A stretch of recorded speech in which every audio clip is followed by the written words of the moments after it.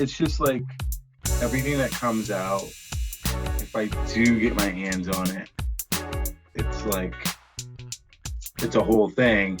And then, you know, like I think the last thing that I got that I thought was really cool that I really wanted to write about was the the 2002R, the refined future pack. But so Right. many people wrote about it, right? And Yeah, so yeah, it's kind of like I don't want to be redundant. I don't want to say the same thing a million times. yeah. Um, and so I mean, I think it is nice to have like a new thing sort of pop up because then it kind of challenges me to write something that no one else is writing and make it interesting, make it interesting, but also make it like attractive, right? And so, Yeah. I'm not sold on this brand, obviously, because I haven't held it in hand. I don't know what it's like, but something different, something new. I have no expectation. And so to get that in would be really cool to sort of be able to go, yeah, this is new. This is what it's different about it. And, just have a little bit of a challenge. And I think that would excite me to write something. Um, I also will hopefully at the end of the year, like I've been not a lot, I've been picking up a few of the sustainable shoes that have Oh come yeah. out. Like Saucony did their jazz court, that was sustainable. Asics has done a bunch of recyclable. Like I have that patchwork pair that Right. has like, it's all recycled. It's all like recycled materials. Oh, right, that one. Yeah. Yeah, so like that, and then the pair that COS Del Gaso. SVD. Yeah, yeah. Yeah, yep. So that pair. Um, and then I was hoping to get a fuse pair, but I couldn't get it. Oh, the ones they released from their own brand. Yeah, yeah. Yeah. Because I wanted to talk about like sustainability in shoes at the end of the year and talk about like how there are really cool things being done. Um, so I don't know what else is coming out or what else has been done recently. I feel like the stuff that's been releasing recently is really like milking on the hype train, especially for stuff like New Balance and Nike. And I mean, I'm not going to pretend that I will not try to cop the Pad MX1 on Friday, but I mean, I've never seen a release being reshared in stories as much as this one. Yeah, Because yeah, like, it has so much history with the brands, and it's just as like we discussed earlier, it's a nice way of reintroducing a model that people know beforehand. Like, as far as I'm concerned, no one ever done waves like that on an MX1. no, No one actually touched upon the design. Like, maybe they did some colors differently, but I don't think anyone actually had either the rights or the audacity to actually change up the model in that way. So that would definitely be exciting. But yeah, they'll yeah. probably. And the waves on that shoe are. I heard it comes with a bracelet. Yeah. It comes with a bracelet, and that the waves are recognizable by like I don't want to say third world, but like a lot of people from like Africa and in that area.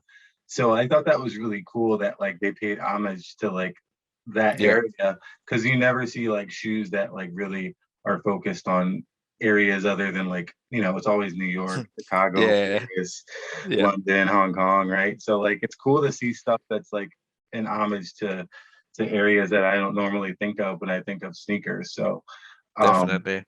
yeah, I'm not a big Air Max 1 fan, and I'm not a big fan necessarily of that shoe. I don't know if I wouldn't even necessarily think I would go after it, but Mm. it's really cool. Like it's really cool, it's really thoughtful, and like I think that is one of the shoes or one of the things that um Nike has been missing, and I want more, like I want more stories to be told about about the shoe, right? I want them Yeah.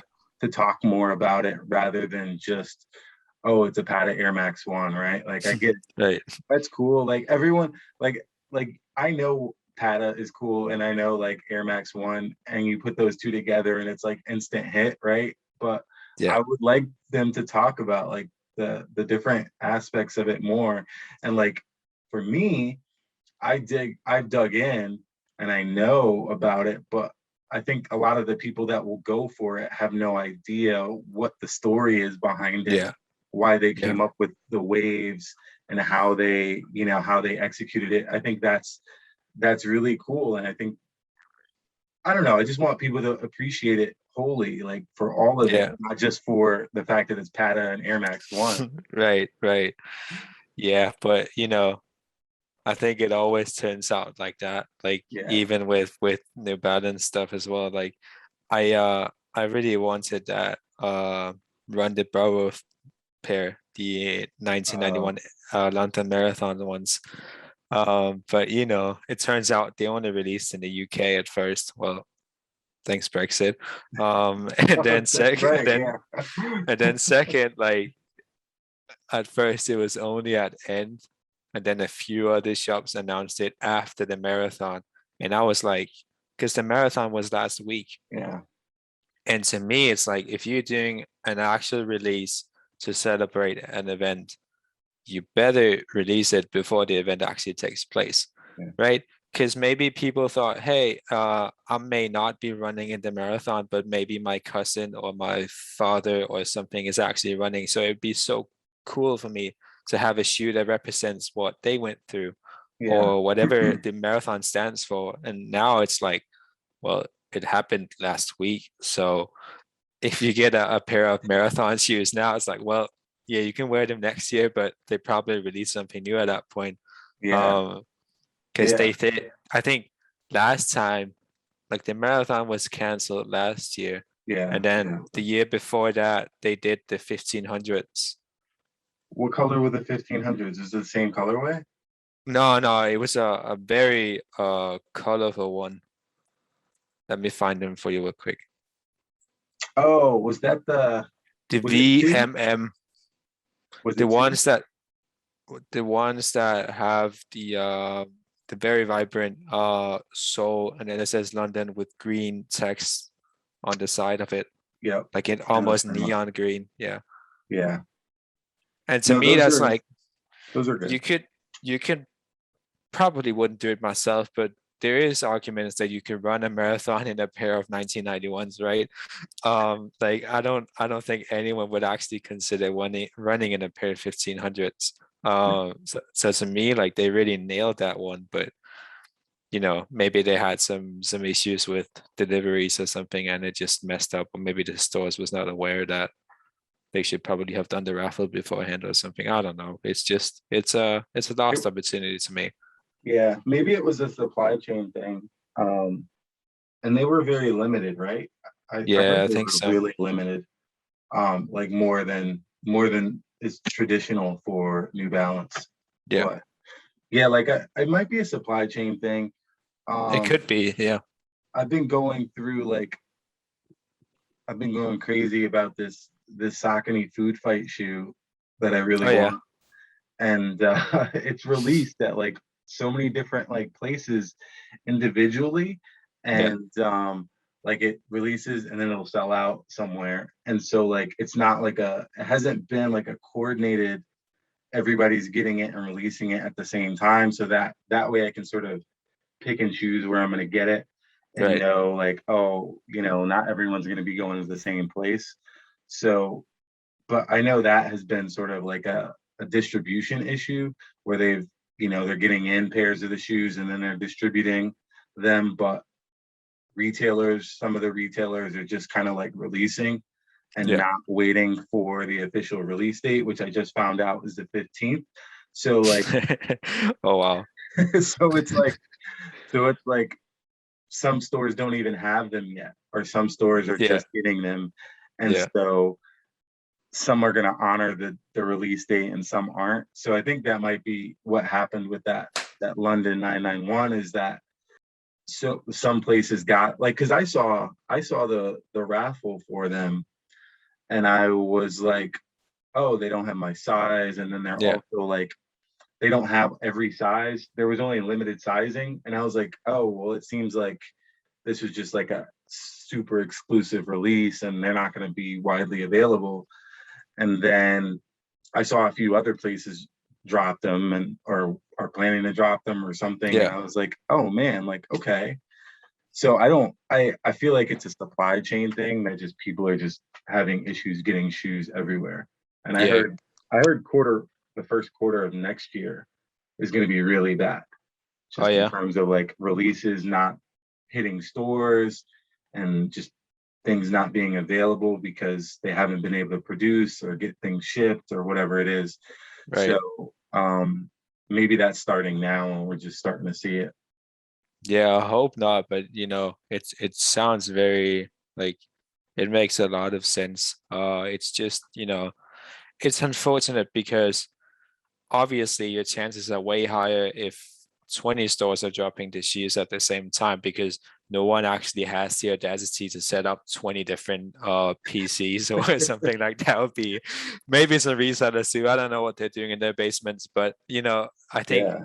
most general people only have a few go-to shops where they're trying for these shoes. And I think the issue with, you know, in terms of UK retailers, and is doing some nice launches. I don't think I've never met anyone who actually won anything from them, but it seems like at least it's easy to apply for it. Whereas a lot of the other shops is more like you need a UK address or you need a UK phone number or international cards will be declined or something. And I get why they do it. They should just announce it beforehand. Like if they just straight up said, "Listen, guys, we made this collaboration for the London Marathon. It will only be available in the UK or Greater London or something," and everyone would like accept it and be, "Oh, okay, that's cool. I'll not be able to grab a pair, at least not from the retailers because it's only in London." But I feel like a lot of these shops, and especially when they're doing their own collaborations, it's more like trying to maybe promise a bit too much with the global raffles. Like I don't talk to many people that actually win like international raffles. It's more like, oh, your local shop is having a raffle for this release as well. That's cool. Well, it turns out I got them from the shop next door or something. Whereas, like, it's not, at least for me and for the people I know, it's not very often where you hear about people winning raffles like from overseas or even from Asia or places, which is unfortunate because if they just straight up said this is a Europe exclusive raffle or something, like no one else would sign up. But yeah, it's just it bothers me now and then that you can promise uh the best to everyone, but in fact it it's quite easy for them to arrange that it's only local ones that end up winning anyway. Yeah. Yeah. I mean, I noticed that I haven't, I've entered who knows how many raffles this year, and I've only won one. And I do like when it's like local and like regional, and not international. Like I think I've stopped really trying to enter Hanan and raffles just because the price is just astronomical to ship overseas Yeah, to now. Um, some of them hold your money for like way too long, and then you never get a win. So it's just like basically I gave you $300 for 3 weeks, yeah. and you know you're just gonna hold it for 3 weeks and then give it back to me. Like Yeah, that just seems ridiculous. Um, unless they're in some weird trouble where they just end up spending the money and then hopefully sell the sneakers before you want your money back. I kind of assume that that's how it goes now and then. Like if Han, I'm not saying Hanan does it, but let's just call it if X sneaker shop suddenly decides that host a raffle where they keep the money for a month and suddenly they have 100 white Air Force Ones back in stock. they did not have beforehand. I mean, I guess there is a possibility that your raffle money was actually used to buy up some stock, and then hopefully they'll get it sold before you get your money back. Yeah. Um, It's I don't know. I like I'm not big on knowing on just entering a raffle from very far away. And I don't mind like if the place in the UK is like, oh, we're only gonna ship here. Like I get it because yeah, it's such a hassle to probably ship internationally. There are the bigger shops, like a few SNS, but I like that SNS sort of segments. yeah, Like so, like you can only enter for certain products, and you have to be on their US site or their US side to like buy certain things. And if you go on the UK side, then it's like a totally different thing. yeah. It makes sense to me. Like I'm not mad about it. Um, But isn't that because of the new rules from Nike that said that shops cannot ship overseas products? I yeah, assume that's, yeah, I think that's what it is. That's what probably drove it. But I think that they probably just did everything that way because it was probably easier to yeah, of just go, course. here's our US shop.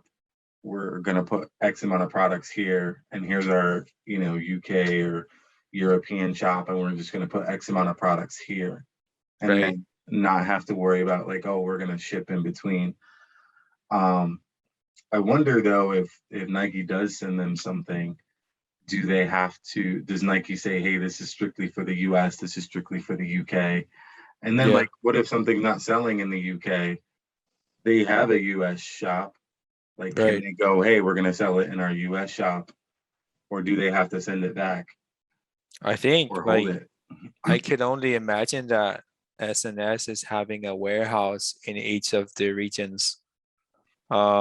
So it would probably be a huge hassle to get some pairs. Like we're not just talking 10 pairs, we might be talking 100 pairs to get them shipped from a warehouse in the US to the UK or to Europe and have to worry about, customs and everything. So I think they're really trying to separate it as best as they can, which is it's quite interesting because I feel like that's really the point where you take your e-commerce and just like brand and store in general to a completely different level.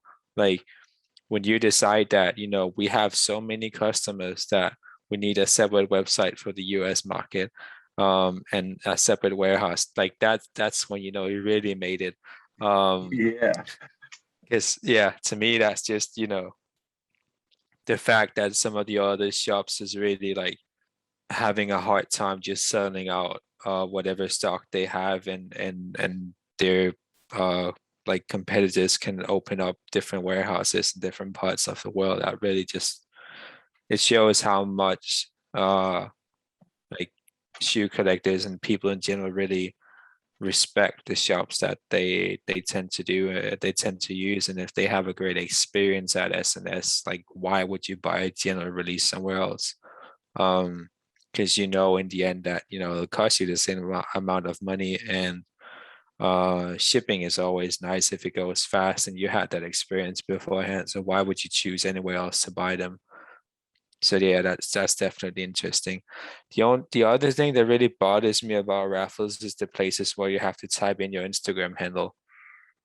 For some reason, it makes no sense to me why your account or your amount of followers should decide if you should win a raffle or not. Um, like yeah, to me, that just makes it not randomized. yeah. I'm not. So I never understood how they use that information. I've Right. always I've always I guess in my head I always thought like, oh, they're gonna tie my name to an account that and see what my interaction is with them, right? And Yeah. um they're gonna base that, my win at some level off of that.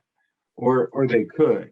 And I'm always fine with that. Like for me, I'm okay with that. Like the shops it's funny because the shops that I do like follow and support a lot, which are, most local to me, I never get wins when I put in my Instagram, but Yeah. I always like interact with their stuff, and I always like their posts and everything. So it's always interesting to me to use the Instagram handle or to have it as like a Yeah, of thing, course.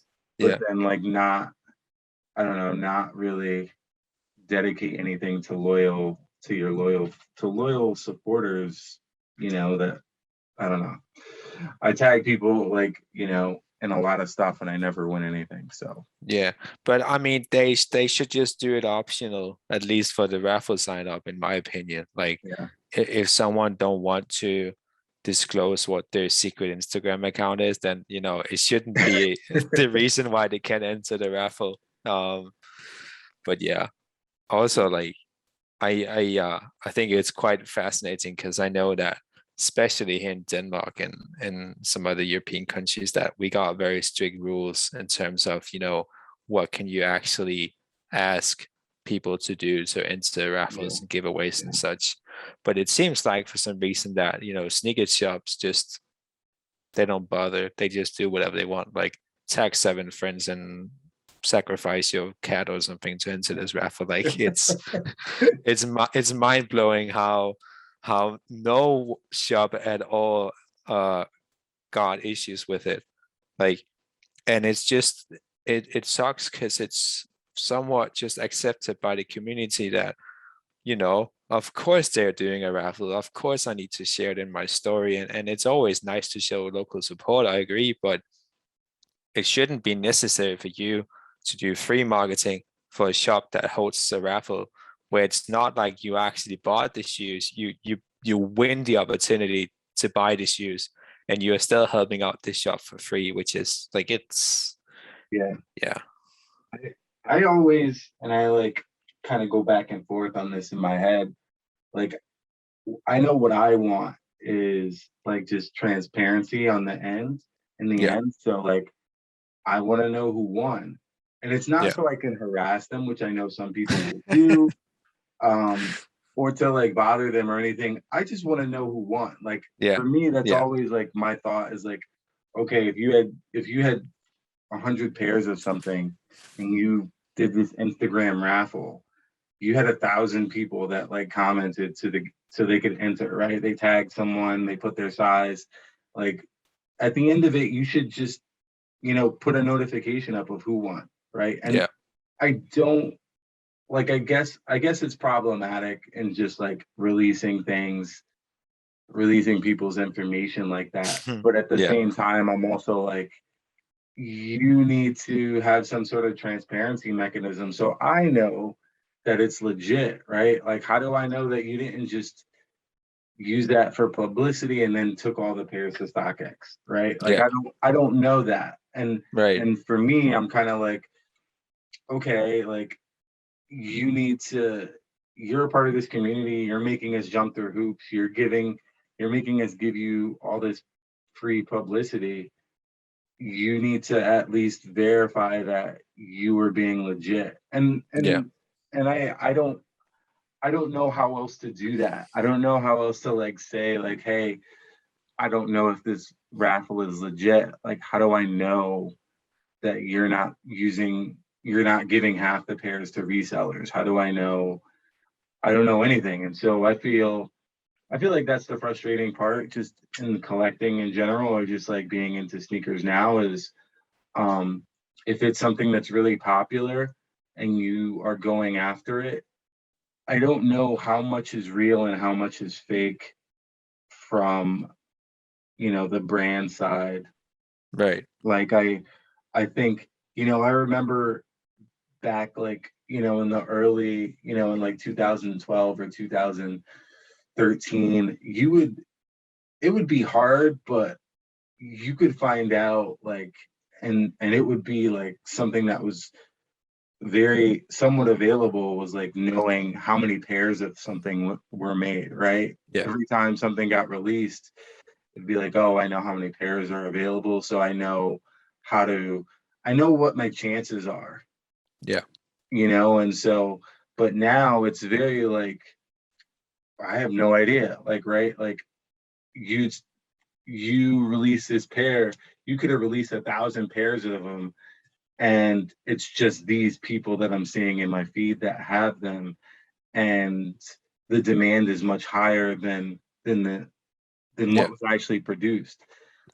And so, like, I always wonder that with like Nike, and now with New Balance, because New Balance is also like, they used to produce very small numbers of everything, Right. and now their popularity has soared. I don't know if they're still producing that small number, or if they're up to a higher level on a lot of the pairs that they're releasing. Right. Like the 550s, right? So like the 550 is very popular. They're always selling for a little bit over retail, if not like twice retail, even in Yeah. the GRs.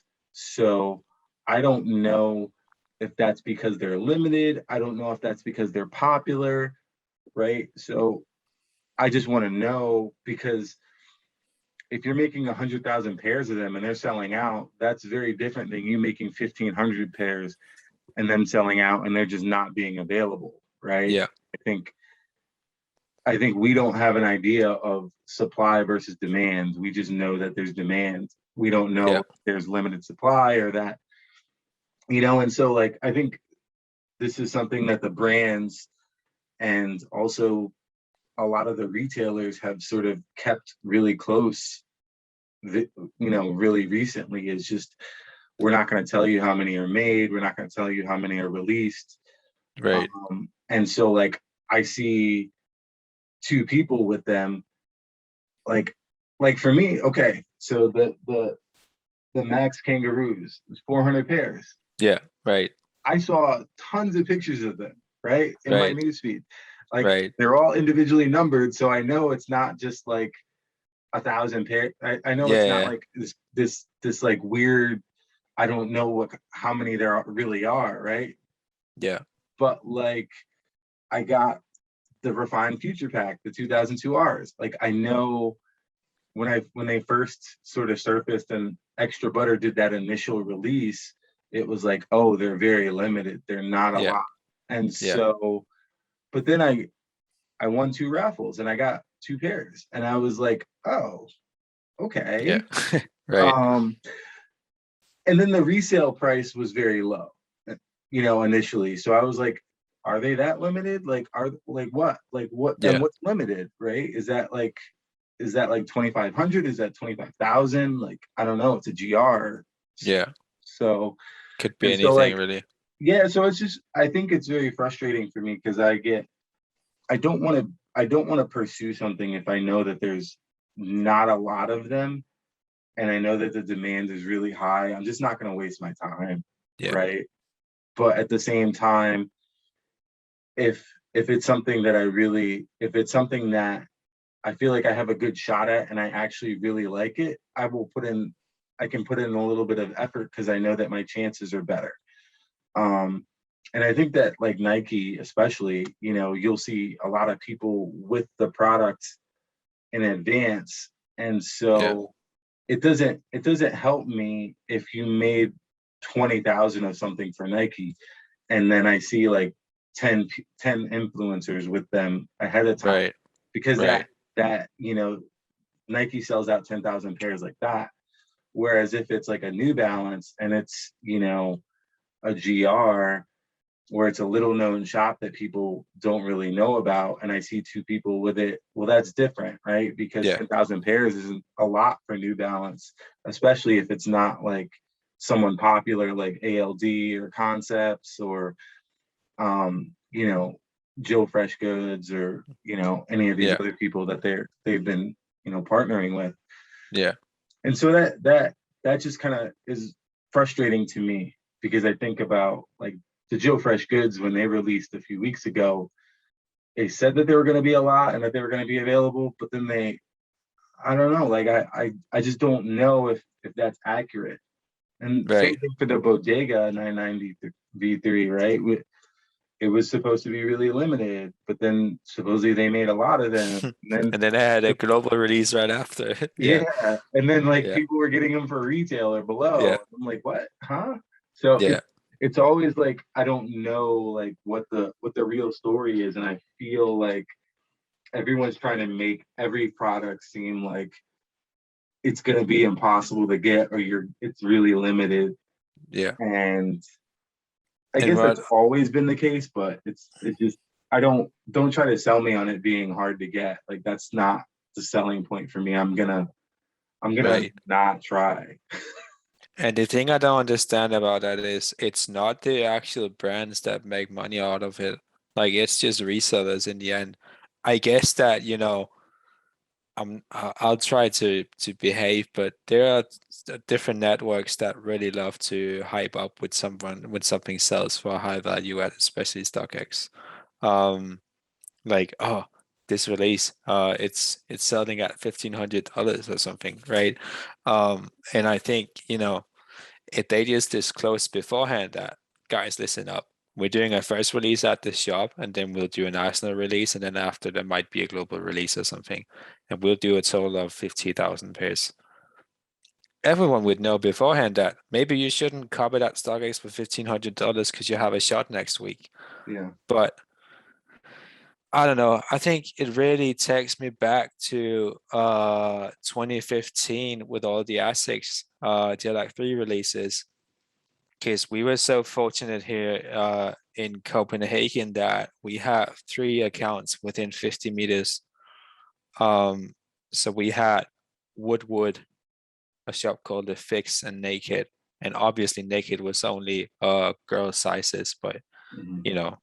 Um, and so they made like, and all the shops just puts up a poster the night before saying that we got 25 pairs. Here are the sizes. Here are how many of each size there is. First come, first serve. Have fun. Don't hit up each other or something. And like months after, you knew that there might be 10 US 11 pairs in Denmark, right? Mhm. And you knew the people that were camping at the store or showed up the morning when it's releasing, and you almost knew if the person still had it the month after, because there was such a nice community vibe, and people would wear the releases at the next month and stuff. And that was really like, you really felt like you were part of a community, and you felt like this is this is something special. And the stores appreciate that we are so interested in getting their stuff that we actually want to camp outside for, I think how much was about 22 hours or something, which was Mhm. not a lot compared to other shops, but or other countries, but it was a lot in Denmark at that point of time. That was before the Yeezy hype, where people were camping out for like 7 days and stuff. Yeah. Um, so to me, that was really like, and it was such a nice. I never found out if it was true or not, but it was told that we only make 1,990 pairs of each. Maybe it's true. I don't know. I don't think, no one really knows, but it was a nice story at least. Yeah. So you kind of knew that, oh, that's really cool because Copenhagen got maybe 100 of them. And then you knew that, Germany had X amount. So you could almost like, if you really wanted to get deep into it, you could actually trace the entire network of shoes and be like, oh, there's so many shoes dropping in the US. And with ASICs, it's quite easy to spot if the release is from the US or not because of the difference on the box. Yeah. Um, so like that was really, I really appreciated buying a pair back then, because you knew that this is actually something that's very special. Whereas if you win a raffle today, like obviously for the past year and a half, the store has not been able to actually do in-house releases. I get that. Like you don't want people to camp outside and get infected and whatnot. But I don't feel that appreciation when I buy something today. Like it could be an online raffle, it could be a first come first serve online, it could be an in-store raffle or something, but it's not the same like appreciation that you got back then. Like even for the both the Atmos Air Max 1, the Animal 2.0, and also the Sean Witherspoon Air Max 1 97. It was raffles in Denmark, and it was not a nice community feeling where people were excited to get the pairs or anything. It was just, oh, you won the raffle, that's cool. Here you go. Now go home. And it doesn't it sucks that stores are not able to do these camp outs and first come, first serve any longer. But I also feel like at least they should disclose beforehand that we have 100 pairs, we'll do a raffle. We have so many US 11s or something. Because it would literally take them a few minutes to write somewhere. But then again, you don't know how many people actually win the raffles if they don't disclose how or who won any of them. So that's one of the major issues, I think. Yeah. Yeah. It's I think the big difference between like 2015 and like now is that so many people in 2015 were showing up to the raffles or showing up first come first serve or like just going online because they wanted the shoe because they wanted to wear the shoe, right? And so it's a very different community feeling when so many people are going after the same shoe and they're going after it to wear it. And I think like that was that like this year, when New Balance did the 998 with the made from scrap materials, Yeah.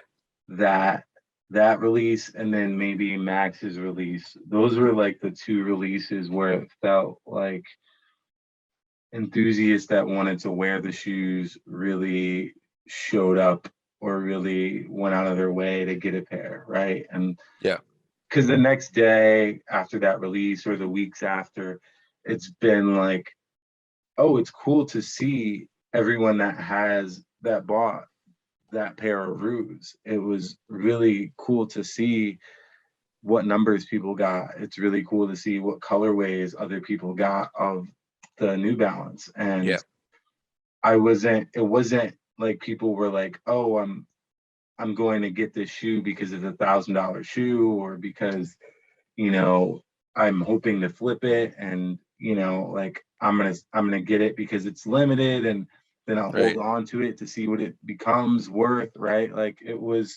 I bought this shoe because I really like Max or I like the community or I love what they did and I want to support this and I also want to wear the shoe. And Yeah, so for me, I feel like there's a different attitude that you take when pursuing something when you want it personally versus when you want it as to sell. And there is something about so many people wanting something as like a commodity versus so many people wanting something as like a personal treasure or a personal sort of pursuit. And that like really is really cool. Like I got Kit's 10th anniversary book in yeah, the other day, and it was really cool because like people were showing pics before, like when they got theirs in hands, and I didn't really like. It's always nice when you see people get things and then they appreciate them because in the way that they were meant to be appreciated. Like I love to see people get shoes and then wear the shoes, but there's so many things that like release, unlike with the A6, that anniversary. So many good things release or so many things release and then you just don't see pictures of people wearing them. yeah, definitely. And there's so many, like that's the one thing I loved about that anniversary was that you would just see like tons of pictures of the same pair, people wearing it, and that's cool because it showed that people were appreciating them in the way that they were supposed to be appreciated. And even till today, now you still see people wearing the A6, the Gelite threes. Yeah, And I don't know, I really like to see people wear their shoes. I really like to see other people, like all excited about the same shoe and then all excited for the same reasons. right. Not because they plan on flipping it or whatever. So it's just, I feel like it's very different. And the mix of people, it might have been like 10% of people were going after those Asics in 2015 because they were going to sell them. Whereas Right. now it's like 65-75% of the people going after any given shoe are planning to flip it. Yeah. And so it's like, what's the point? What's the point of this shoe? This shoe is made to flip. It's not made to be worn and for people to really appreciate it as a shoe. Yeah. I feel like it's I can agree to a certain extent about, you know, I love seeing shoes that you may be able to get yourself and you see your friends wearing it. Like to me, it's super cool that, I can see pictures on Instagram or WhatsApp or whatever of sneakerheads that I know wear the shoes. Like I would be not pissed, but confused if I bought something and then show up to class the week after and there's a guy in the front row wearing the same pair. Like it would just be confusing to me because like I don't know, like of course local sneakerheads, but you don't expect him to show up in the same stuff as you have. You're always thinking that I'm the special one. I have the special sneakers, right? And I feel like that that it's such an exciting mixture of wanting to be part of a community by having the same products, but also want to stand out from the rest of people because like I could never imagine that I show up in a 25th anniversary pair to campus or work or whatever, and there were just like 5 other people wearing the squats and be like, "Oh yeah, we just thought it would be nice time to wear these today." And that's that. I love the fact that I can wear something and if I post a picture on it, either on the stories or take a nice picture of it and post it as an actual post on Instagram or send it on WhatsApp or anywhere, like I have friends that recognize it, but my local friends won't do it immediately. Um, I think that's at least for me, that's important because it shows that, you know, you are special, but you're not special enough that the other people that are sort of like you and anywhere else in the world don't recognize what you're wearing. Because, let's be honest, you could buy the most crazy releases from brands no one ever heard of. And to, I don't know, the mainstream consumers, it would still be special. Like you could buy something that had absolutely no hype and it was on 90% sale at a shop somewhere and you could wear it the next day and people would still assume that, oh, he bought that shoe for a lot of money or that's a very special shoe, right? But if you Yeah. posted it on WhatsApp or something, it'd be like, why are you wearing that ugly general release that you found somewhere? Um, so I think that's one of the key reasons for me why I still find it fascinating, even after, I mean, I've not been collecting for as many years as most of you guys, but like that's why I find it interesting to continue to buy shoes and to, you know, sort of organize what pairs to have and what not. Yeah. No, I totally get it. And that's the way I really appreciate that feeling too. Um, when school starts, every year, it's always interesting to see like what shoes students wear. Right. And like this year, the student came in and he was wearing Oh yeah.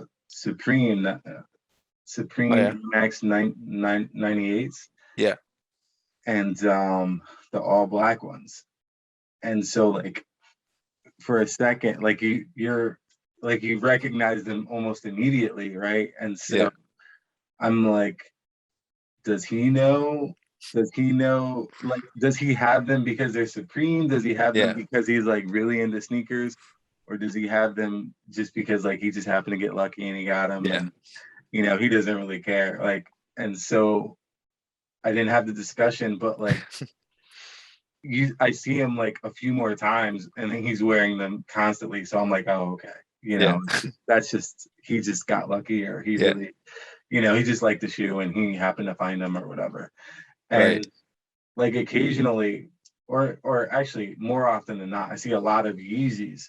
Mm. And like I think for me, it's one of the reasons why I'm not a big Yeezy fan, is because I see them, and I Yeah. see them among people that don't really care about sneakers, Right. at least in the way that I do. And so I don't care. Like I'm not offended by the way that they care about sneakers, but for me, like a Yeezy doesn't say to me that I care about shoes, right? So that's why Right. I can't wear Yeah. it, because I want to wear something different that has a little bit of meaning. And yeah, if I wear like a pair of Ruse, or I wear like this this pair that Max just dropped, right? Like, when I see another person wearing them, that person is totally different, right? Like, Yeah. they know something. They Yeah. know, and we can probably immediately like talk about shoes, Yeah. Of course. right? And like that doesn't happen a lot, right? But like if I should, like if I don't know, you're not going to see someone wearing those and it's a beat pair, and they're Yeah. like, "Oh yeah, I just bought them. I wear them every day." Like, Yeah. no one's casually buying this pair of Ruse, and then wearing them every day because they No, like the no. color and they found them. Yeah, Right? just found it randomly on online and then figured that, oh, that's a nice shoe. I'll just buy it. What was the retail? 275 or something. Uh, just casually. Yeah, I don't know about the brand because it's not really big, but it's something from Europe, so it's interesting. Yeah, Um, yeah. I remember I saw a guy the other day that was wearing something at campus, but I forgot what he was wearing. But like you said, it's so obvious when you meet people that cares about it the same way. Like sometimes it was raining heavily yesterday, and I went to work, and then there is some people at work that were asking me, "Oh, did you get new shoes?" And I was like, "Well, this is probably my most worn pair. Like I worn them at least 100 times since I bought them last year. Because every time it's raining, I'm wearing these." Mhm. And she was like, "Well, the midsole is so clean, like it looks like you never used it." And I just said, "Yeah, because I use a wipe every time I get home, right? Like it's not rocket science. It's just that's how you keep your shoes clean." And she was like, "Well, if you're wearing them every day, why would you still clean them then?" And I was like, "Well, because I still want them to look as new as possible." But um, so I think for many people that are not actual sneakerheads, like when you see someone wearing something that looks new, they immediately figure that this person cares about what they're wearing. And like to me, I can have the most special pair I own. I can wear them uh like even to campus or just walking down the streets or something, and people probably won't notice what pair it is. They just know that it's special. And I think that's kind of what I like about it as well, because you have like a lot of people spend lots of money on clothes, and we spend it on sneakers instead, and that's what makes us special. So Yeah, I mean, it's funny. Someone in my office, she wears like, I don't want to say crazy stuff, but she wears the most probably out of the box stuff for people in our office.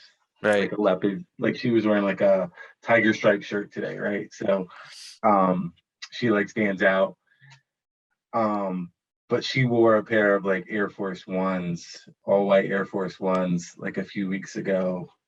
And like she was like, "Oh yeah, I just got these a few weeks ago or something." And like they looked like older than any of the shoes that I have. Like Right. anything, even my beater shoes, they looked older than those. And so like, I mean, it is a pair of white Air Force Ones, and so they immediately sort of kind of look Yeah, dirty yeah, after yeah. you wear them the first time. But like, it's always funny to me that like, and I always, when I was a kid, I would destroy sneakers, but now as an adult, I'm kind of like, how do you not keep your sneak? How do you Yeah. not keep? shoes clean, right? Like Right. they are always sort of somewhat pristine, and stuff from like, you know, 8, 9 years ago looks pristine. And I'm always like, oh, I gotta wipe it, I gotta clean it. Yeah.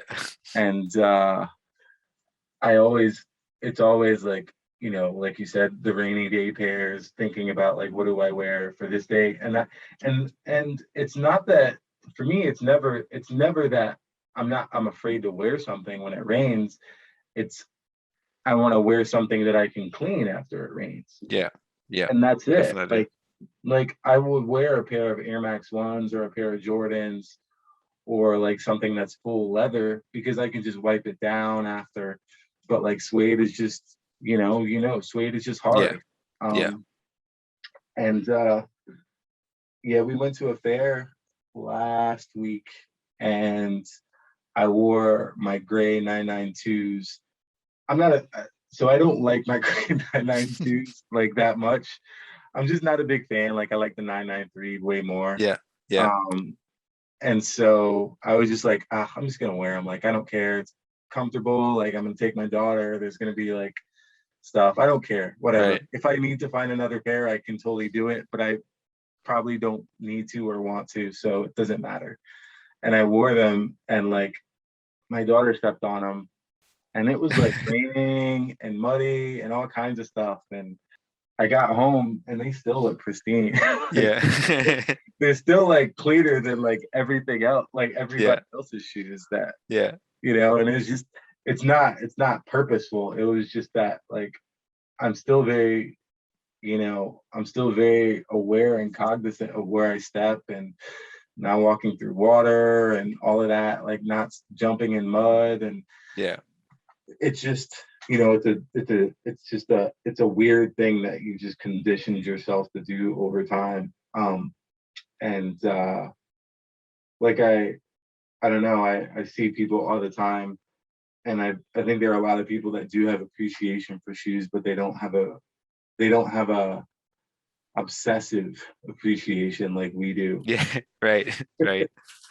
And also I feel like compared to when I first started off, that must have been in like early 2014 or something. I remember I was in a class in high school, and some other guys were at the Nike website trying to get the fragment sock darts. Do you remember the like very bright yellow ones? Yeah. And I just remember that, I saw it and I was like, yeah, they look all right. I'm gonna give it a try. I didn't end up winning, but I thought, well, that's actually quite fun. When is the next raffle? Uh, and when is the next release? And that, like, back then it was so easy to get into sneakers because there were not as much stuff releasing. Whereas now it's like every brand is dropping a new shoe every weekend. You need to just like sit down and do a 5 month schedule of what you should buy for the next upcoming months, because you know that New Balance is probably dropping something very interesting soon, or I heard from somewhere that Nike might be doing a return of an old colorway, or you know it's like it's unfortunate because I feel like it makes it a bit of a somewhat like prestige like collector item. um but then again, like if some of my friend ask me and be like, hey, listen up, um they might follow Epsilon and they see some shoes that I reposted, and then they ask like, how can I get them? It's not like I'll tell them, oh, you can't do it. Like, I'll just be honest with them, be, yeah, you can get them and they're dropping that date, but they're actually quite limited, so your chances might be very low. Whereas back then it was like, yeah, sure, there was some stuff that had a lot of resale value, but it was not impossible to get whatever you wanted, um, to a certain extent, of course. So I think that's, the fact that so many people got into sneakers could also be the actual thing that ruins it in the end. Like if there's too many people who are getting into sneakers, but the manufacturers may not have the supply needed, so people just get burned out from not getting whatever they want. Like, you see so many people today that decided to either boycott Nike or, I'm not buying any more stuff from Asics or something, right? Because they had a hard time in the past trying to cut whatever they wanted to, but now it's almost like impossible to get, for instance, New Balance releases or Air Max ones or pretty much whatever Nike is doing. Like I think it's very unfortunate, especially because, like you said, like maybe 70% of the Pata MX ones releasing this Friday is going to end up on StockX and collect anyway. Like I I don't expect any less than that. And that just means that, there might be people that are done with MX ones or Pata or something after this release because they decided that, yeah, I'm not doing that again. So yeah, that's just unfortunate. Yeah. I mean, I think it's interesting because it's sneakers has kind of shifted from, when Epsilon kind of first started, it was okay, you post a pair and people will be like, oh, when is that dropping? And you could have a conversation and you would know Yeah, when it's dropping. Like it, and it was about who you knew, and you had to really like make a connection or a time investment to know about certain shoes. And so, I remember, I think it was like 2010, there were some Reeboks that I really liked that I saw a picture of, and that's what kind of pulled me back, you know, initially, or started me in like looking at running shoes was kind of like that. And it was a collaboration. I forget who it was with, but I was like, oh, where can I get those? And I like, go on Reebok site, it's not there, go like yeah, try to look, and I had no idea. So then like, I'm down this rabbit hole of like trying to find other pictures of this yeah, shoe. And so you really had to know, like you really had to find the resources, find the different places that were releasing shoes or doing collaborations, and then you could, set yourself up to purchase them. right, Now it's more, it is like a popularity thing where the people that are popular get everything and know everything, and it doesn't serve you to know anything. Like I know when everything is releasing. I know where it's releasing. I just don't have a shot because all the popular people, you know, are getting it ahead of time or are right, getting, have the money, you know, yeah, popularity, money, influence, whatever, and they're using that to get their pairs and then yeah, make the rest very hard to come by, right? So I know I think that's a big difference. And it's kind of frustrating. Like I really find it hard to like stuff that is massively popular. yeah, Um, and I do like appreciate seeing things that are very limited that no one appreciates or that yeah, you know aren't widely like sought after, like concepts.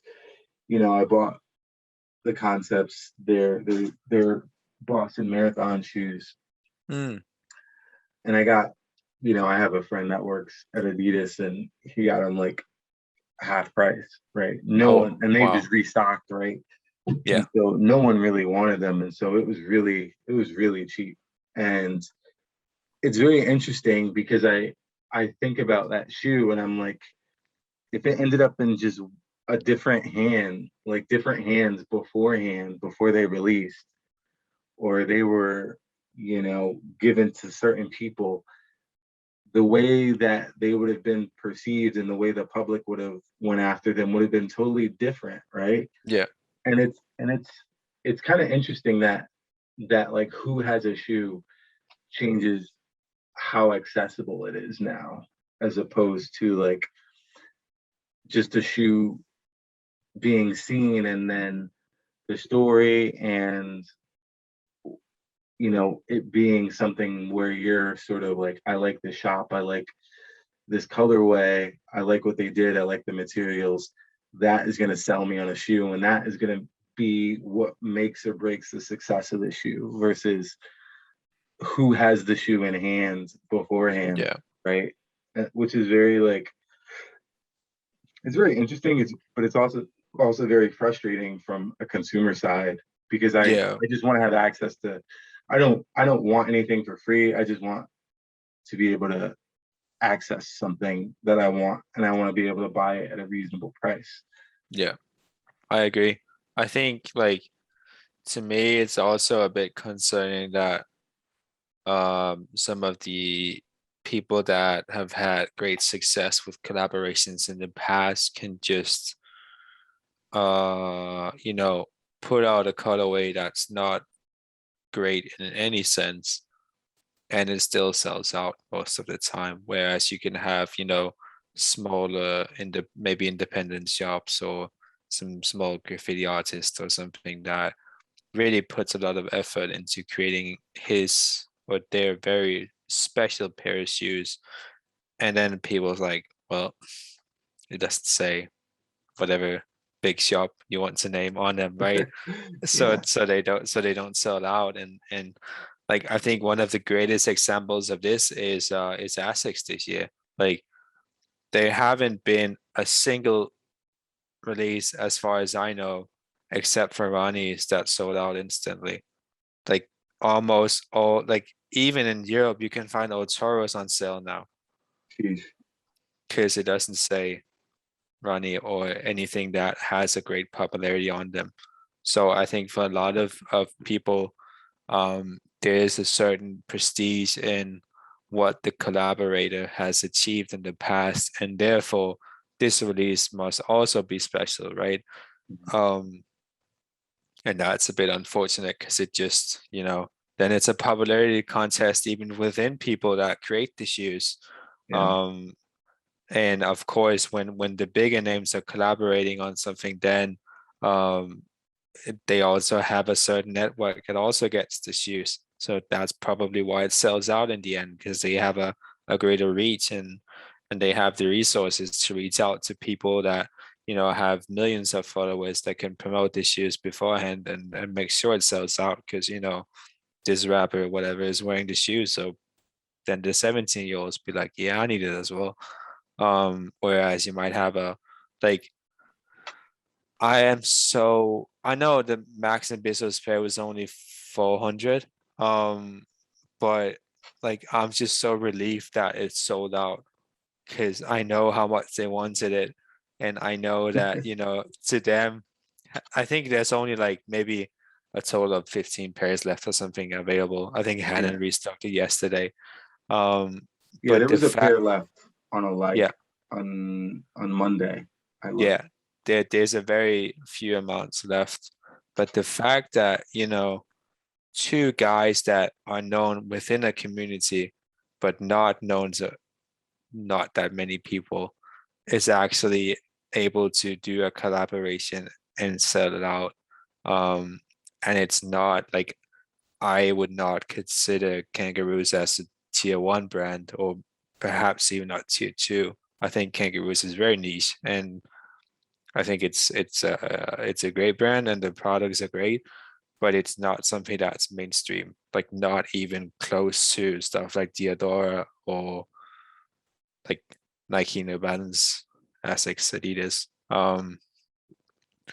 So yeah, the fact that they could sell out even 400 pairs was quite fascinating, and hopefully it opens up to a lot of new community-based projects that could happen in the future. Like if anyone from New Balance is listening right now, you know, they know where to find me. That like that we Max showed the way to sell 400 pairs, so we can do 10,000 with New Balance. I'm quite confident of that.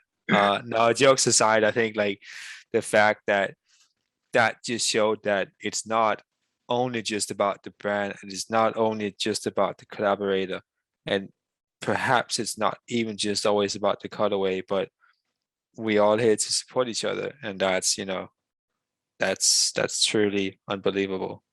Yeah, absolutely.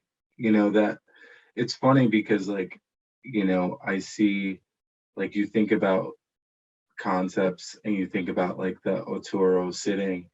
And the funny thing was like, Dion has Dion and Concepts, like they've made their names off of what they've done and what they've created. Not they're not coming to sneakers from somewhere else and using their popularity somewhere else to sell a Right. product, which I think is really cool and unique. And also, you know, the same could be said for Ronnie too. Yeah. And I think about the people that are popular now, like Travis Scott, and even some of the New Balance people, like Joe Fresh Goods. I like Joe Fresh Goods. Salehi, I love Salehi too.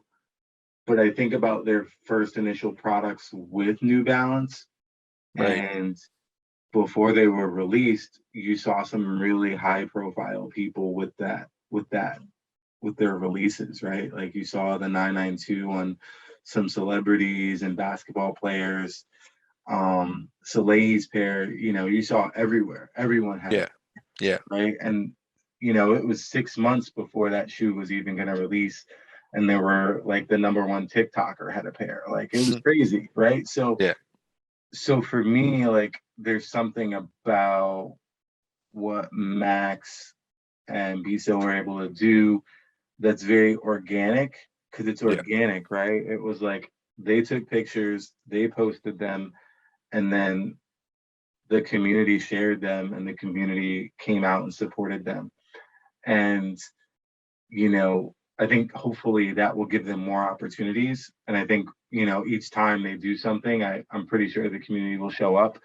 Yeah. You know, relatively, like if they start putting out stuff every week, I don't know if I can afford that. Right. Right. But like if they do something once a year or twice a year, like people will be able to support that. And Yeah. you gotta think like that organic growth is kind of what happened with like concepts Yeah. and Ronnie, right? Because you know, Ronnie made his a name for himself among Asics collectors by doing like the salmon toes and the coves and the 252s, and Dion with the lobsters and the Kennedys. And so like those are like classics, and those shoes stand on their own and they don't need a name behind them. And I think it's very hard to do a shoe like that now. Yeah. Very It is. it's very hard to like drop a shoe and then have it stand on the product and not have it be something that's influenced by larger names. And it's kind of sad because I don't want to, you know, I posted something the other day, like I think I'm sick of chasing names. I like to chase a product. I like to look at a story. Um, and it's really hard to get excited about something when it's just a person. Like I like to support people that I Yeah. feel like I know or that I have a connection with, but a lot of the people I don't have any connection with. I don't, you know, I just know them from their popularity, and that's Yeah. really hard to sell me as an individual on in terms of shoes. Like I like Travis Scott. His shoes have been fine. Like I've liked all of them for the most part, but the level of excitement is very different when I get Hmm. like a concept shoe or even Max's shoe because you know I feel like I have a connection to those. Like you know, concepts is New England. You know, Dion has done you know obviously interviews for us, and he's responsive, and you know it's not like some random person off in the distance that I can't ever reach Right. or contact. And obviously Max, you know, we know, but I think it's very I think that's kind of the for me that's part of the death of sneakers is just knowing that like it's popular people that are going to sell a shoe, Yeah. not the idea or the story behind it. Or a popular brand like New Balance is very popular right now. And so when they drop something new, it's going to sell out. Right. How long that stays that way is a question because like you know we see like the 327s, they were a big hit, but then you know they Yeah. even the collaborations like the Aries collaboration is just sitting right. And so it's really kind of sad because you want to see like products succeed, you want to see like stories succeed, you want to see people try to push and think differently, not just Yeah. slam colorways on a shoe and then give it to a celebrity and tell you, hey, buy it, right? Right. Yeah. I was actually quite surprised because this week the B5990 got restock in Europe. And I thought, well, didn't that shoe release what, a year ago? And I think it's been like we've had at least 5 or 6 rows of restocks at the Yeah, moment. And like they just keep on selling because like for some reason it's just they just nailed it. Not in particular for sneakerheads or people that collect shoes, but more like if I walk down the street here, like I know for sure, despite the weather, that I'll see at least 10 pairs in a day.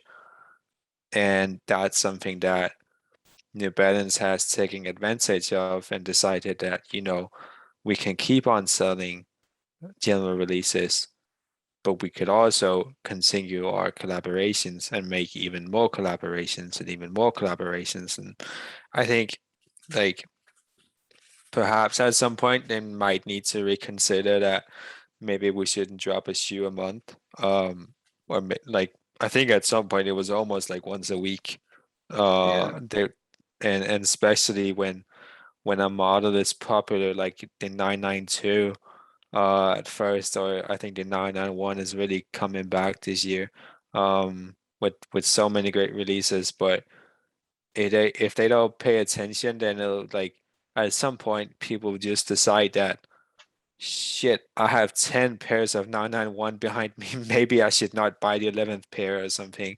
And you don't like gray is always a banger from New Balance, but if they decide to drop some crazy colorways at some point, they won't sell it out because you can't no, get mainstream consumers to wear something that is bright yellow or some crazy colors, but maybe some collaborator thought that that could be quite fun to do, right? Um, so like I hope for them for the balance that it continues because I like the fact that the balance is also about quality, especially for the made in US and made in UK pairs where like Nike and unfortunately to some extent Asics as well, it's not always about quality. Like it's somewhat feels about just, let's make as many pairs as possible and let's do it fast because we want to ride the hype wave, or we want to get these pairs out to the proper season or something. So hopefully I'll get a pair of the paddle ones on Friday and hopefully the quads will be all right because that's one of my biggest concerns. That's for sure. it's very interesting how they've shifted to a lot of made in Asia products at New Balance. And it seems like made in UK stuff is a lot more expensive now. Yeah. Um, and made in the USA is very, very limited. But I think that's just because they've done a lot of collaborations that were made in the USA, and the numbers on those is just really high. So they probably had to use their factories just to produce those. Whereas, in the past it was like, oh, they were doing 800 pairs of one or 1,000 pairs of one. Now they're doing, 50,000 pairs of Yeah. this one thing. So, they don't have the ability to just pump out a bunch of made in the USA GRs like they used to, because they were producing such lower numbers. I think it's cool that they found like popularity with the 990 V5. They're always available here. Like Yeah. the US site, they're just fully stocked all the time. So I don't know if they just are constantly making them and people are buying them, but Maybe because I every see them time all the someone time. buys them, I them see them just all the create a time. new one. Oh Yeah, yeah. I should send you a send you a palette. Maybe you should like I they divided up the warehouses after Brexit. So the UK New Balance side has its own warehouse now. Uh, And when I was there last summer, I like the 992 was just sitting. So I got a pair for a friend of mine and then took it back home because it was sold out everywhere in Europe, but mainland Europe, or what to call it now. Yeah. Um, so I think like sometimes it makes no sense how, you know, New Balance can have a global structure and still be like, we have maybe 20,000 pairs in stock in the US, and people are just really, really desperate to get them in Europe. Uh, why shouldn't we just send over some pairs to help them out? But yeah, it doesn't create the hype in the same way as a sold out sign does. So I guess that's really, Yeah. Yeah. Because then it's like anticipation of a restock and all of yeah, that. So it's weird. But I don't know what their plan is for the V6, which apparently is coming next year. But I assume that they don't want to have too many V5s just sitting around. yeah, So I imagine that they're trying to see if the US market will take them, have them home, sort of hang around for a little bit, and then maybe they'll take them and send them over to the UK next spring yeah. once the V6 drops or right before, just to try to like double dip, I guess, on restocking and then releasing the V6. Yeah, I wouldn't be surprised if it ends up being a US exclusive for the first 4 months or something. Like to me, that just it feels like that now and then. That you start with your local market and then you decide afterwards that could be great to ship the pairs to Europe as well. Yeah, Because I think that's what happened with the V5 as well. I remember they dropped in the US way before Europe, and that was not like COVID or anything. That was way before that. yeah, yeah. So I guess that's just a marketing technique that they're using to create the hype in Europe, and maybe the hype just kept on going here, or maybe they didn't send enough pairs. I don't know. Yeah, they I remember when they dropped here and getting a pair, and they hadn't dropped overseas yet. I think they were still V4s Oh somewhat like yeah, definitely. circulating. Yeah, yeah, yeah, And yeah, the V5, I remember seeing it for the first time in person on like their global marketing director. He was like wearing a pair at an event I went to. But yeah, it'll be interesting to see what the V6 does and how popular it is. It seems like they're gonna drop it with like multiple laces initially, and then also like multiple colorways initially. So oh yeah, it'll be gray and then black and blue like very soon after. So um, it'll just be very interesting to see if they can really pull off so much yeah, when the V5 and the V4 and all the other 990s have been pretty basic and pretty simple, just gray white laces, for so long. yeah, Either way, I'm excited. I hope I get a pair. yeah. Hopefully, yeah. I think they really took a huge risk with the V6 though. Like the differences in V4 to V5, it's there, but you really have to look for it if you're not really into sneakers. Yeah. Whereas like I showed a few people, including my girlfriend, some pictures of the V6, and she was like, "Yeah, I'm not getting that." Like she has the V4s and she loves them, but the V6 is, um, it's a lot different, so to speak. Yeah. And maybe that's what people want. I think it's very, very difficult for them to predict what the interest is the year after, because I can only imagine how many pairs they're making, and it's not like you can do the first 60,000 pairs and be like, wait, maybe we shouldn't use this sole, maybe we should go a bit more basic. Yeah, um I know. so yeah, I'm not too worried. I feel like a lot of people didn't like the V5 right, when it dropped. It was very unpopular. Um, but it's very popular now, or a lot more popular, because I think people loved the V4, yeah, and when the V5 dropped or when they showed pictures of it, people were like, no, it's this, it's that, it's too big, it's too bulky, it doesn't look right. Like I don't like the plastic piece, I don't like this. And then I don't know, like I like them. I don't own any V4s. I have to confess that. So It's very hard for me You to don't know. judge. Yeah. I like V4s. I just never actually was able to get a pair. And the V5s, I really like it. I think it's, I don't have anything other than the GR. I just have the GR gray, Right. and they're nice. Like they're soft, they're comfortable. The quality is there, and I see them everywhere. They're very popular. So I'm not discounting the V6 and No, of how course not. popular it will be, because I think there are just people that just every new 990 they're going to jump on board and they're going to make it cool, or they're Yeah. just going to appreciate it. So um I will probably be one of those people. I'm just going to get a pair and probably like it, but I'm excited to see the V4 come back. Yeah. um I think what really bothers me about the V4, because I love the V4 and I bought a pair a month ago, and the problem is that when New Balance is not entirely sure when to do sales. So, for instance, V4s has been on sale for years in the US, whereas I bought a pair for the old retail like a month ago, because people just like I paid, what was that, about $200 for them, for a pair of V4s. That was not, anything special, not a collaboration.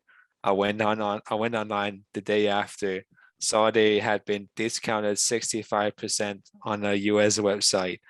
And someone just maybe bought them while he was there or something. But I feel like I'm really excited to for New Balance to sort of start over. Um, with the V6 and maybe do a few more collaborations on the V5 before it like they might just cancel it entirely. yeah. Um, like I just want a clean battlefield in all regions. Because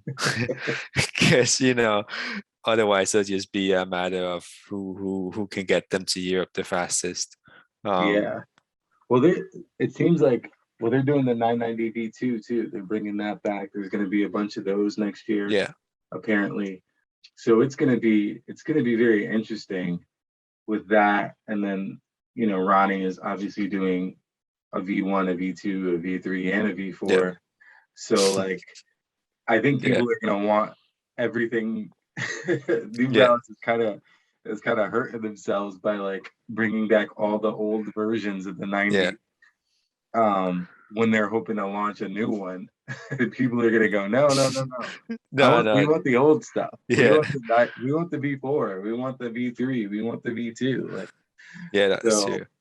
Who do you think will be the first one to collaborate on the V6 then? I don't know.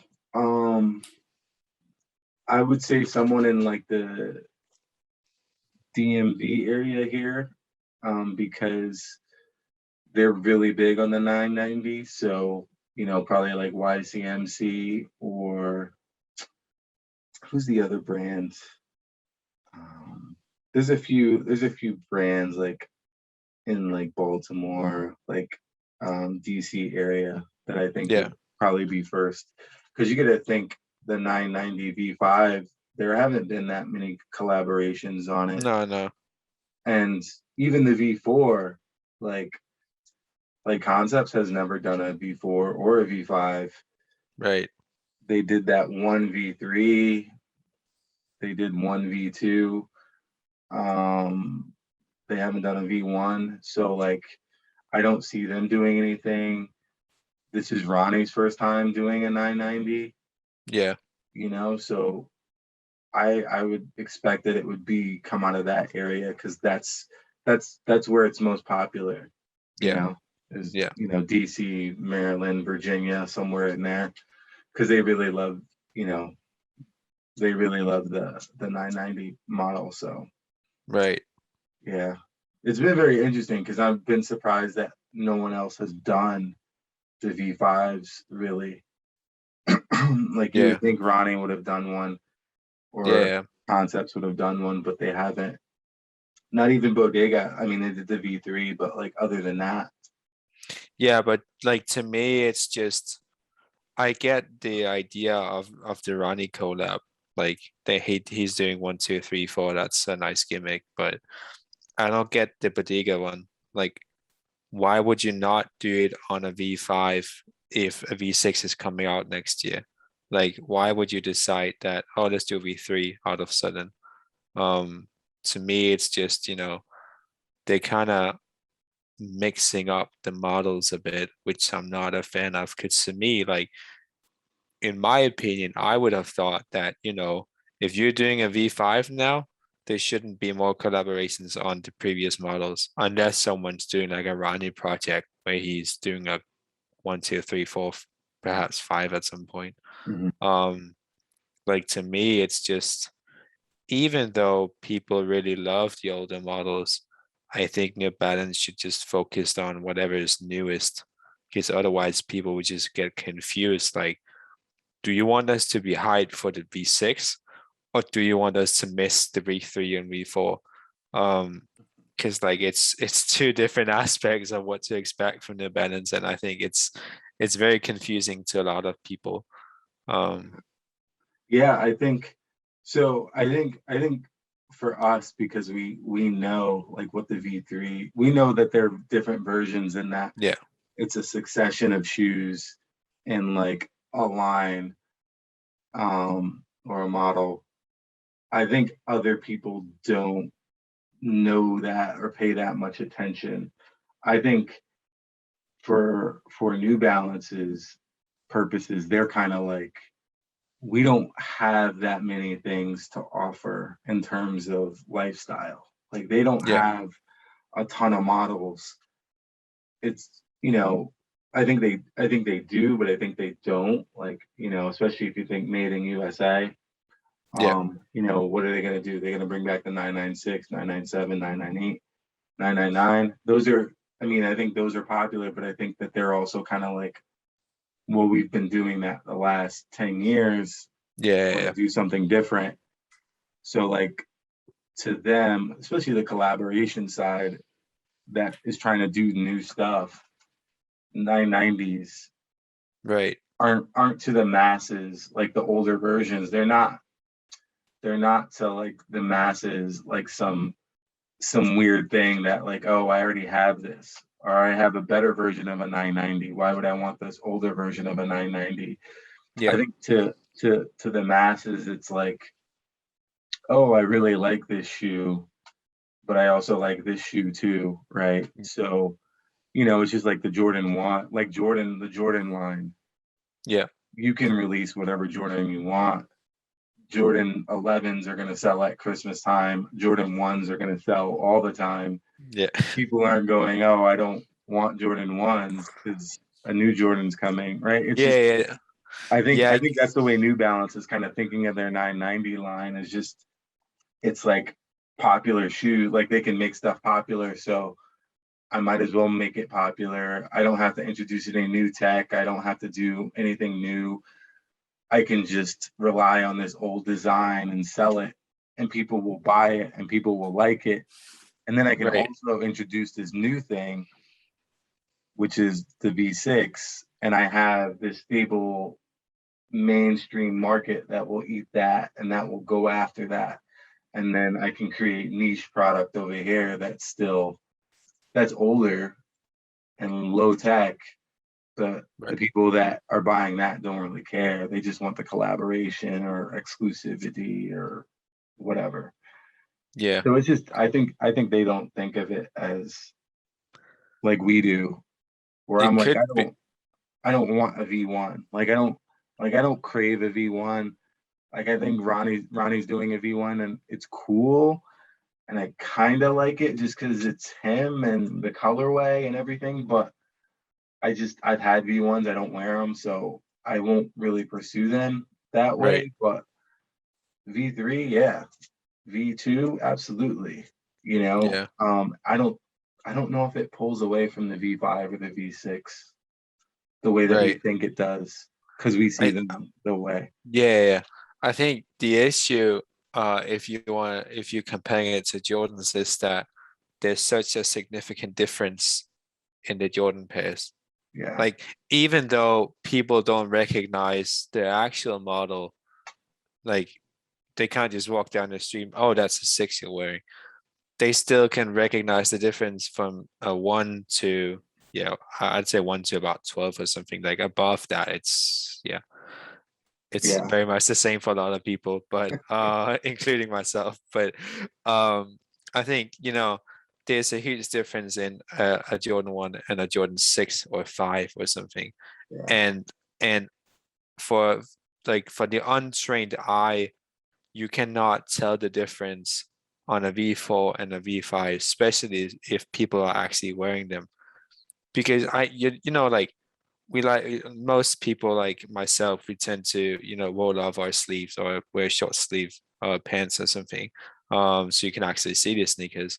But mhm, if you're wearing a V4, V5 with long pants, so you can't really see the top of it, maybe it covers the plastic on them. The only difference is if they actually like decide to pull up the sleeves or something to highlight if it's a V4 or V5. And that's where I think many mainstream consumers might be a bit confused because, yeah, you know, especially when like here, I think the retail of the V4, or not retail, but like I'd say reach StockX prices, sort of retail, because that's the only way to get the V4s now, mhm, at least DS. The StockX prices of a V4 and the retail price of a V5 is very similar. So people may not recognize what model they actually end up buying, right? They just yeah, they say the shoes, they message their friends asking what kind of shoes you're wearing. Oh, that's a New Balance 990 in gray. Go ahead and buy them. And then you go onto Google, you look at them. Maybe it says StockX at the top. Maybe it says some consignment store. Maybe it says like an actual sneaker store or something. And people just get the great New Balance. They appreciate it, but maybe they had like they don't even know themselves what kind of model they're wearing. Whereas with yeah. Jordans, it's like, well, hopefully you tell the difference between a 1 and 11, but like maybe someone don't. It's just Jordans. I don't know, but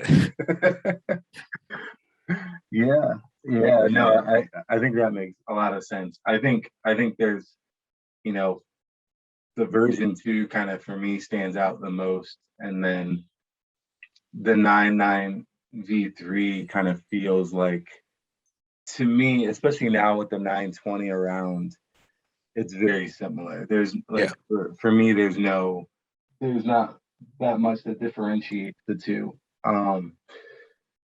Other than maybe the upper is a little softer in the 920, I think. Um, yeah, I think so as well. yeah, but the V3, but V4, like you said, V4, 5. Well, we'll see when the V6 comes out, but like V4 and V5, they're very similar, right? Like I don't think if you put two grays together, the average person really can tell the difference. No, And that kind of sucks. It kind of sucks for them. I don't think they're bringing back the V4 other than the version 4 though, no, I don't think so either. which is good. Hopefully that'll limit the confusion. I don't know how much farther they're going to bring the V3 though. Like They they've just done did two. the Levi's ones, right? The what? The Levi's ones. Wasn't Yeah, that? yeah. The Levi's Yeah, dropped the version 3 version dropped. Um, Obviously they had was it two? The two big or Ronnie did three of them. Two of yeah, them. yeah. Ronnie did two of them. There's a bunch of GRs floating around, and then they did the two big collaborations with Bodega, Joe Fresh Goods. So I don't know how much more they have for the version 3. You know, Yeah, because if they're gonna drop it, then that sort of makes it a little more clean, where it's the V2 sort of out there, and then you just have the V5 and V6, and then right. those you can't confuse those really. Yeah, I agree. I agree. But having so many V4s and V5s around has definitely been a difficult for many people, I Oh think. yeah, yeah, yeah. There's so many versions of the 5. I mean, there's so many iterations, Yeah, colorways, and they're all at the point where they're just sitting. Yeah. So I don't know. I'm looking forward to the V6 just for something new. Ronnie's collaboration, obviously, and Yeah. then supposedly Concepts has a 9.9 model coming out end of the year. I don't know what it is. I know what it's not. It's not a V3. Yeah, that makes sense. Maybe it's a V5 to end off the era of the V5 somewhat. That'd be cool. That would be nice, but I hope yeah. it's not a 992 though. Or 4, but 4 would be, yeah, it would make no sense if they did a collaboration on the 4 now, especially when the 5 is still around. Yeah, that's we'll see what happens. I don't know. Well, I gotta go make dinner. Yeah, it's what Is is it it? like midnight? 11:30. Yeah. I hear my girlfriend tapping outside the bedroom door. So Oh. yeah. It's been a few crazy days because I had that meeting last night and ended quite late, and I had to I'm so excited getting back to Copenhagen because now our postal office is open 24/7. So I was out collecting packages at 11 last night, and then I got home, had to unpack it. We bought a robot vacuum cleaner, needed to Oh, set that really? one up. Yeah, I found one quite cheap, and I always wanted one because most of our stuff in our place is connected through Google Assistant. Um, and this robot vacuum cleaner is also Google Assistant. So now you can just, tell your smart speaker that it should vacuum the living room. What's not to like about that? Um, yeah. I'm That's I'm a cool. sucker for that. Like all our lights in the living room and bedroom and TVs and speakers and everything, it's all connected. That's cool. That's cool. We're not quite there yet. We had a robot vacuum and we just don't use him because he freaks out the dog. And Oh yeah. we have a shag carpet in a shag rug in our living room. It's massive, and he always gets stuck on that. Oh, that sucks. And he's very loud. And since we've been working from home, it's Yeah, like yeah, that makes sense. Yeah. he like he like starts cleaning when he wants to. Yeah. And it's like, no, not now. So we all shut the Yeah. phone off. It was almost like having a small puppy at home last night because like it needs to configure its sensors at first. So like it just kept smashing into the couch and the tables and Oh man. and then I placed its home base underneath a storage unit in the living room, and then it took like 5 minutes for it to get there because the center, like it just couldn't find it. It could see it. I placed it like right in front of it. This is where your home is, and then it just like started spinning and going around the living room because the sensor couldn't find it, and it was just yeah. Oh man, that's funny.